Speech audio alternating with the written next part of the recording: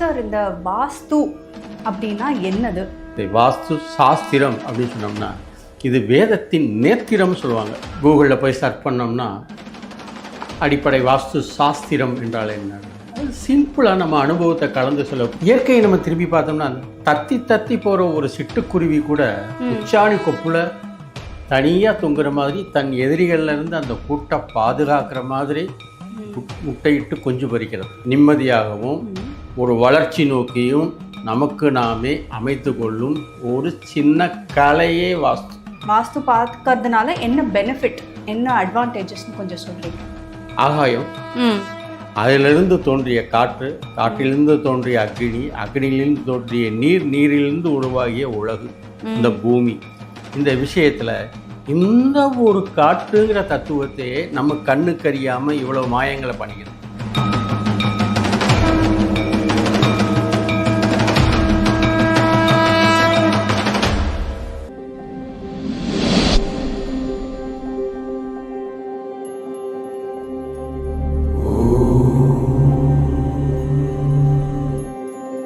Take one பக்தி channel நேயர்களுக்கு வணக்கம். இன்னைக்கு நம்மளோட சிறப்பு விருந்தினர் அம்பா வாஸ்து தீனகுமார் அவர்கள். நமக்கு அவர் வாஸ்து அப்படின்னா என்ன, வாஸ்து சாஸ்திரத்தை பற்றி எளிமையாக நம்மளுக்கு புரிகிற மாதிரி சொல்ல போகிறார்.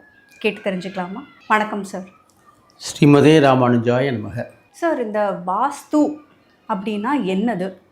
ஒரு வீடு வாங்கும்போது ஏன் வாஸ்து பார்த்து வாங்கும்போதோ இல்லை கட்டும்போதோ ஏன் வாஸ்து பார்த்து கட்டணும் அப்படின்னு கொஞ்சம் எங்களுக்கு சிம்பிளாக சொல்கிறீங்களா சார்? வாஸ்து அப்படின்னு எடுத்துட்டாலே இன்றைக்கி நம்பர் ஆஃப் பீப்புள்ஸ் இந்த யூடியூப்பில் நிறைய சான்றோர்கள் பதிவிறக்கம் பண்ணியிருக்காங்க. எந்தரோ மகானுபாவுలు అందరికీ నా వందనములు, எல்லோரும் நல்லவரே. இன்றைக்கி கூகுளில் போய் சர்ச் பண்ணோம்னா அடிப்படை வாஸ்து சாஸ்திரம் என்றால் என்ன அப்படின்னு அது சிம்பிளாக நம்ம அனுபவத்தை கலந்து சொல்லக்கூடிய ஒரு சில வரிகளில் முடிக்கக்கூடிய அளவுக்கு நான் முயற்சி பண்ணுறேன். இந்த ப்ரிமிட்டிவ் மேன், கற்கால மனிதர்கள் நாடோடி வாழ்க்கை வாழ்ந்துருந்தோம். அந்த நொமேடிக் சென்ஸில் அவங்களுக்குன்னு ஒரு இருப்பிடம் இல்லை. ஆமாம். அவங்க எந்த ஒரு நதிக்கரையை தேடி ஒரு நீர் அப்படிங்கிற தத்துவம் அவங்களுக்கு, நீரின்றி அமையாத உலகுன்னு வள்ளுவ பெருந்தகை சொன்னாங்க. அது கிடைக்கிறப்ப அதே இடத்துல அவங்க செட்டில் ஆகி பல காலங்கள் இருக்கக்கூடிய காலகட்டம் வர்றப்ப இந்த சீதோஷ்ண நிலைகளுக்கு சுற்றி இருக்கக்கூடிய சீதோஷ்ண நிலை இதில் குறிப்பிட்டு பர்டிகுலராக பெண்களுக்கு அந்த மெட்டர்னிட்டி பீரியட் வர்றச்சு அவங்களுக்கு ஒரு சின்ன பாதுகாப்பு தேவைப்பட்டுச்சு. ஆமாம். இயற்கையை நம்ம திரும்பி பார்த்தோம்னா அந்த தத்தி தத்தி போகிற ஒரு சிட்டுக்குருவி கூட உச்சாணி கொப்புல தனியாக தொங்குற மாதிரி தன் எதிரிகள்லேருந்து அந்த கூட்டை பாதுகாக்கிற மாதிரி முட்டையிட்டு குஞ்சு பறிக்கிறது. இந்த இயற்கை, இந்த பரதேவதா அந்த ஞானத்தை அந்த சிட்டுக்குருவிக்குள்ளே வச்சுருக்காரு. மனிதனாகப்பட்டதுக்கு நமக்கும் கொடுத்துருப்பார் இல்லையோ. அப்போ நம்ம ஒரு ஷெல்டர் அமைச்சுக்கிட்டோம். இப்போ இதை தான் அடிப்படை தேவைகள்னு சொன்னோம்னாக்கும் 3 விஷயத்த சொல்லுவோம். ரோட்டி, கப்படா, அவர் மக்கான். உணவு, உடுக்க உடை, இருக்க இருப்பிடம். இந்த 3ஆவதாக தான் கொண்டு வந்து வச்சுருக்காங்க. முதல்ல சாப்பாடு ரொம்ப முக்கியம், இல்லைன்னா ஜீவிக்கவே முடியாது. ஆமாம். நம்ம மானத்தை மறைச்சிக்கிறதுக்கு ஆடை தேவை. கண்டிப்பாக. அதுக்கப்புறம் நம்ம சேஃபாக இந்த சீதோஷ நிலைக்கு ஏற்ற மாதிரி வாழக்கூடிய தன்மை, அந்த விஷயத்தை ஒரு சின்ன எலி அப்படின்னு எடுத்துட்டா கூட அது ஒரு சின்ன மண்ணுக்குள்ளே தோண்டி ஒரு வளைய ரெடி பண்ணி வச்சுருக்குது அந்த சீதோஷ நிலைக்கு ஏற்ற மாதிரி. அப்போயும் சொல்லுவாங்க ஒரு இதாக ஜோவியலா, எலி வலைனால தனி வலை வேணும், நமக்கு இருக்கிறதுக்கு நமக்கு ஒரு சின்ன ரூமாக இருந்தாலும் அது தன்னை நம்மளோட இருப்பிடமாக இருக்கணுங்கிறது சென்ஸ். இதுதான் வாஸ்து. அப்போ அந்த இடத்துல நம்ம வாசம் பண்ண போகிற அந்த இடத்துல எவ்வளவு ஹெல்த்தியாக இருக்க போகிறோம், எவ்வளவு நிம்மதியாக இருக்க போகிறோம் அப்படிங்கிறது தான். நீங்களே சாதாரணமாக 4-5 நாள் பிரயாணம் பண்ணிவிட்டு எப்படா நம்ம வீட்டுக்கு போவோம், எப்படா நம்ம பெட்டில் படுப்போம், நம்ம சேரில் உட்காருங்கிற உணர்வை கொடுக்கக்கூடிய அந்த இறைத்தன்மை அப்படிங்கிறது வாஸ்து. வாஸ்து சாஸ்திரம் அப்படின்னு சொன்னோம்னா இது வேதத்தின் நேத்திரம் சொல்லுவாங்க, வேதத்தின் கண்கள்னு சொல்லுவாங்க. அப்போ இதை இன்டெப்த்தாக படிக்கணும் அப்படின்னாக்கும் பல விஷயங்கள் இருக்குது. வேதம், ஆகமம். வேதம், ஆகமம் நேரிடையா எதிரிடையா? சரி, இந்த ஆகமம்ங்கிறது தென்னாட்டுடைய சிவன் இங்கே சைவத்தில் கொடுத்த இந்த கோவில்கள், தென்னாட்டில் தானே ஏகப்பட்ட கோவில்கள் இல்லையா? இதே வடநாட்டுக்கு போனீங்கன்னா தீர்த்தங்கள் முதலிடம் கொடுக்குறாங்க.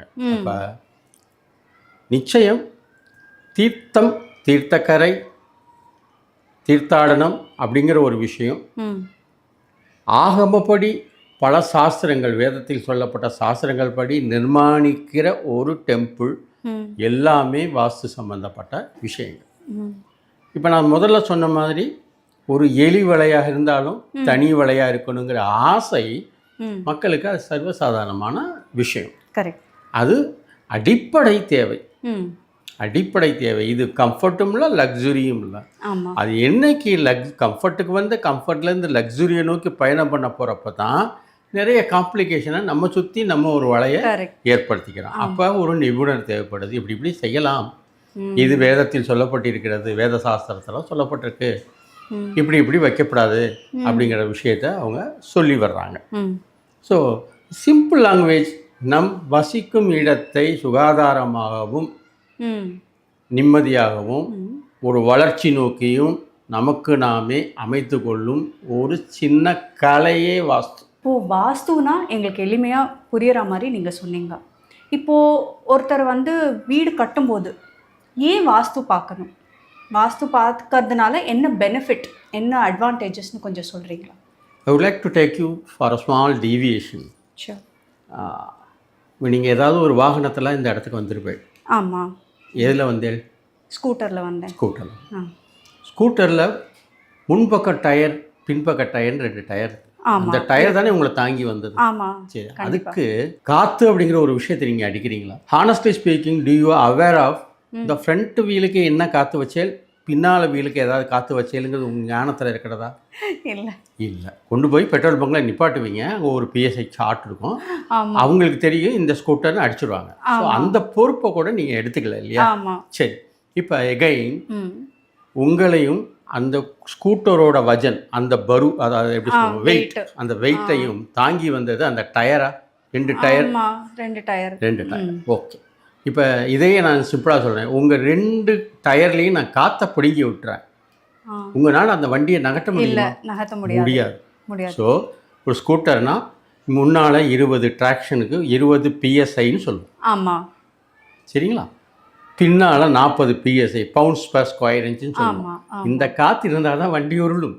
அப்போ உங்களையும் உங்கள் பின்னால் உட்காந்துருக்க பில்லியன் டிரைவரையும் அந்த ஸ்கூட்டரோட வெயிட்டையும் தாங்கி வரும் விஷயம் காற்றே. அந்த காற்று நீங்கள் காமிக்க முடியுமா? இல்லை, கட்டாயம் காமிக்க முடியாது. இன்னொரு அதிசயம் இருக்கிறது. என்னன்னு கேட்டிங்கன்னா, இப்போ உங்களுக்கு நான் ஒரு கார் வச்சுருக்கீங்கன்னா போய் நிப்பாட்டோன்னா 32 PSI, pounds per square inch நடத்து வைப்பாங்க. உங்கள் ஆத்திர ஒரு சின்ன சைக்கிள் இருக்கிறது. நீங்கள் எடுத்துகிட்டு போய் அது PSI கேட்ச் போட்டு பார்த்தீங்கன்னா அந்த சைக்கிள் டயரில் எவ்வளோ காற்று இருக்கும்னு நினைக்கிறீங்க? 70 PSI வரைக்கும் இருக்கலாம். 70லேருந்து 80 வரைக்கும் இருக்கும். இது சைக்கிள் டயர் சிறுசு தானே, அதில் அந்த சின்ன கவர் 80 PSI தாங்கக்கூடிய சக்தி இருக்கு. அதே நேரத்தில் பெரிய டயராக இருக்குது, அது வால்யூம் பெருசாக இருந்தாலும் அதில் மெயின்டைன் பண்ணுறது ஒரு 32 PSI வச்சாலே கூட்டுட்டு போயிடுறது, அருமையாக உருண்டு போயிடுறது. அப்போ இதில் என்னென்னா ஒரு காற்று தான், அதுக்குள்ளே இருக்கிற ப்ரெஷர் தன்மையை பொறுத்து அந்த வாகனத்தை இயக்குது. உங்கள் வெயிட்டெல்லாம் தாங்கி உங்களை பிரயாணப்படுத்துறதும் ஒரு இயக்கத்தை கொடுக்க வல்லமை உள்ளது அது உள்ளே இருக்கிற காற்று. அப்போ ஒரு காற்றுங்கிற தத்துவம், சிருஷ்டி கிரமம்னு சொன்னோம்னாக்கும் ஆகாயம், அதிலிருந்து தோன்றிய காற்று, காற்றிலிருந்து தோன்றிய அக்னி, அக்னியிலிருந்து தோன்றிய நீர், நீரிலிருந்து உருவாகிய உலகு, இந்த பூமி.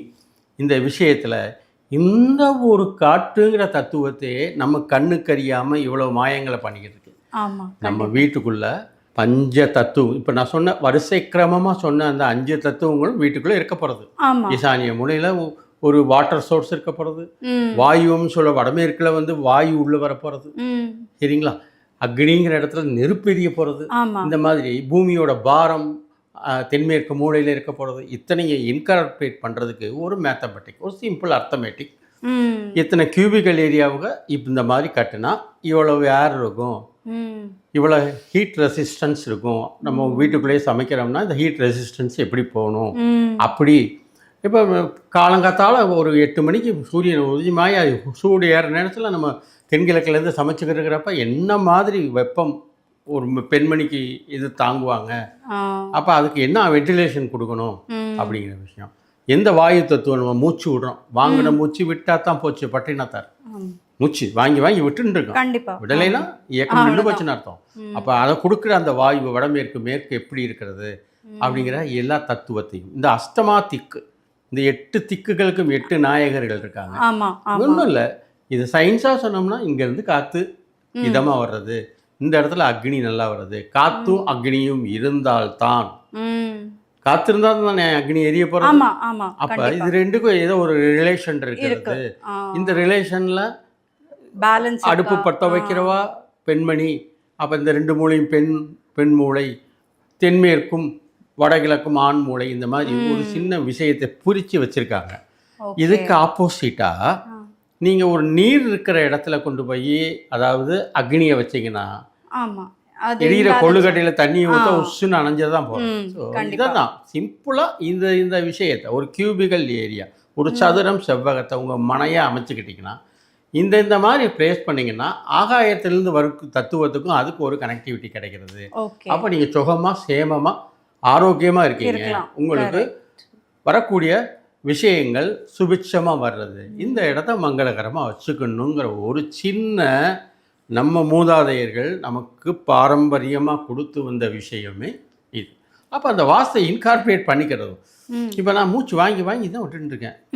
நான் மூச்சை விட மாட்டேன், நிப்பாட்டிட்டேன் என்ன கஷ்டம், கட்டாயம் அது விட்டு தான். ஆமாம். அப்போ அதை பார்த்துங்க, செவுரில் வந்து மூச்சு விட்டுருச்சுன்னு சொல்லுவாங்க, கிராக் விட்டுருச்சுன்னு சொல்லுவாங்க. ஒன்று நீங்கள் கம்ப்ரஸ் பண்ணி வைக்கிறச்சு அது வெளிப்பட தான் செய்யும். அப்போ அதுக்கான வழிமுறைகளை நம்ம வீட்டுகளில் எங்கெங்கே கிடிக்கின்னு சொல்லக்கூடிய ஜன்னல், சாளரம், எங்கெங்கே வாசல், நீர் தத்துவம், அக்னி தத்துவம், அந்தந்த தத்துவங்களை அமைச்சுக்கிற போகிறப்ப நம்ம அந்த வீட்டுக்குள்ளே வாசம் பண்ணுறப்ப நம்ம ஆரோக்கியமாகவும் மன நிம்மதியோடு இருக்கும். எக்ஸிஸ்டிங் ஹீட் ஆகிடுச்சு, வெயிலில் நடந்து போயிட்டு வர்றீங்க, வந்தால் எங்கடா உட்காரும், முதல்ல ஃபேனை போடுங்க, தண்ணியை குடிப்போன்னு சொல்கிறீங்க, நம்ம excessive heat.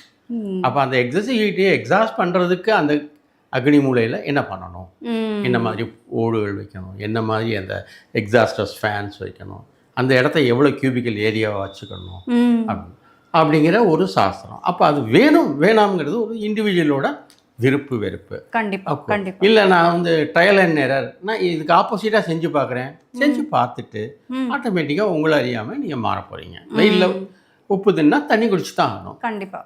In other words, பஞ்சபூதாத்மஜம் மாமெண்டே தேகம் பாவன சேத்திரமாய் மாறணும்.